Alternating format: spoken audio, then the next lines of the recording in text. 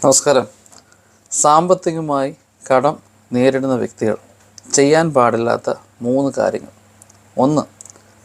നമ്മൾ സാമ്പത്തിക കടത്തിൽ പെട്ടു എന്ന് മറ്റുള്ളവരെ കാണിക്കാതിരിക്കാനായി ചെയ്യുന്ന ആർഭാട ജീവിതം. എനിക്കറിയുന്നൊരു വ്യക്തി വളരെ സാമ്പത്തിക കടത്തിലാണ്. പക്ഷെ അദ്ദേഹം എന്താ ചെയ്തെന്ന് വെച്ച് കഴിഞ്ഞാൽ, മറ്റുള്ളവരെ കാണിക്കാനായിട്ട് ഞാൻ സാമ്പത്തികമായി എനിക്കൊരു പ്രശ്നമില്ല എന്ന് കാണിക്കാനായിട്ട് പുതിയ പുതിയ ഫോണുകൾ മാറും, വണ്ടികൾ മാറും, അല്ലെങ്കിൽ വളരെ വില കൂടിയ ഡ്രസ്സുകൾ മാറി മാറി ഉപയോഗിച്ചുകൊണ്ടിരിക്കും. വലിയ വലിയ റെസ്റ്റോറൻറ്റുകളിൽ പോയി ഭക്ഷണം കഴിക്കും. ഇത് ആക്ച്വലി മറ്റുള്ളവരുടെ മുന്നിൽ ഓക്കെ ഞാൻ സാമ്പത്തിക പ്രശ്നത്തിലല്ല എന്ന് കാണിക്കാൻ ശ്രമിക്കുന്നൊരു നമ്പറാണ്. പക്ഷെ പ്രശ്നം പറ്റിപ്പോയി അദ്ദേഹം ഉയരത്തിൽ നിന്ന് ആഴത്തിലേക്ക് പോയിക്കൊണ്ടിരിക്കുകയാണ്. ഭീമമായ ഒരു കടത്തിൻ്റെ അധിപതിയായി മാറിപ്പോയി. ഇപ്പോൾ ഒരു രീതിയിലും രക്ഷപ്പെടാൻ പറ്റാതെ വളരെയധികം ബുദ്ധിമുട്ട് അനുഭവിക്കുന്ന അവസ്ഥയിൽ പോയിക്കൊണ്ടിരിക്കുകയാണ്.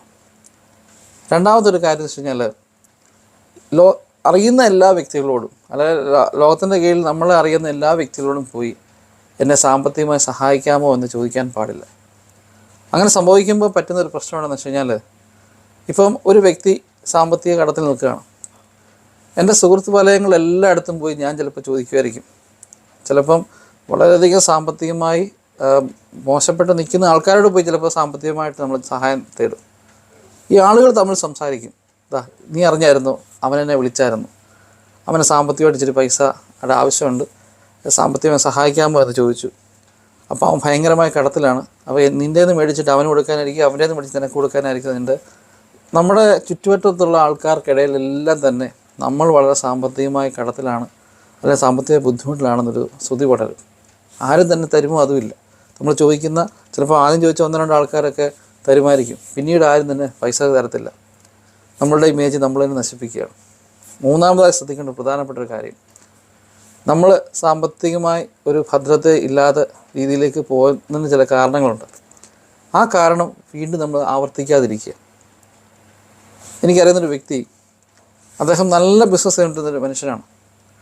പെട്ടെന്ന് അയാൾക്കുണ്ടായ സ്വഭാവത്തിനുണ്ടായ അല്ലെങ്കിൽ അയാളുടെ ജീവിതശൈലിയിലുണ്ടായ ചില മാറ്റങ്ങൾ കാരണം എല്ലാം അതിപ്പതിച്ചു പോയി. അദ്ദേഹത്തിൻ്റെ കൂട്ടുകാരും അദ്ദേഹത്തിൻ്റെ വീട്ടുകാരും മറ്റ് കുറച്ച് ആൾക്കാരൊക്കെ ചേർന്ന് അദ്ദേഹത്തെ സഹായിച്ച് വീണ്ടും ഈ ബിസിനസ് റീസ്റ്റാർട്ട് ചെയ്തു. അദ്ദേഹത്തിൻ്റെ പ്രയത്നം കാരണം ഒരു 1.5-2 വർഷം കൊണ്ട് വീണ്ടും നല്ല രീതിയിൽ തന്നെ, നേരത്തെ ഉള്ളതിനേക്കാളും നല്ല രീതിയിൽ തന്നെ അദ്ദേഹം മുന്നേറി വന്നു. പക്ഷെങ്കിൽ ആ പഴയ കുറച്ച് സ്വഭാവങ്ങൾ, മാറ്റേണ്ടിയിരുന്ന ചില സ്വഭാവങ്ങൾ അദ്ദേഹം വീണ്ടും സ്റ്റാർട്ട് ചെയ്ത് വന്നതിൻ്റെ ഫലമായിട്ട് പണ്ട് വീണതിനേക്കാളും വളരെയധികം ആഴത്തിലേക്ക് അദ്ദേഹം വീണുപോയി. ഉയരം കൂടുന്തോറും വീഴ്ചയുടെ ആഘാതം കൂടുമെന്ന് കേൾക്കുന്ന പോലെ തന്നെ ശരിക്കും പറഞ്ഞാൽ തരിപ്പണമായിപ്പോയി മനുഷ്യൻ. വലിയ 2 നില വീടൊക്കെ ആയിരുന്നു, ഇന്നിപ്പം ഒരു വളരെ ചെറിയൊരു വീട്ടിലേക്ക് താമസമൊക്കെ മാറി. ഞാൻ ചെറിയ വീട്ടിൽ താമസിക്കുന്നവരെ പറ്റി കുറ്റം പറയുന്നതല്ല, പക്ഷെങ്കിൽ അയാൾക്ക് വന്ന അയാളുടെ സ്വഭാവത്തിൽ വന്ന ചില മാറ്റങ്ങൾ അയാൾ കറക്റ്റ് ചെയ്യാതെ പോയത് കാരണം സംഭവിച്ചതാണ്.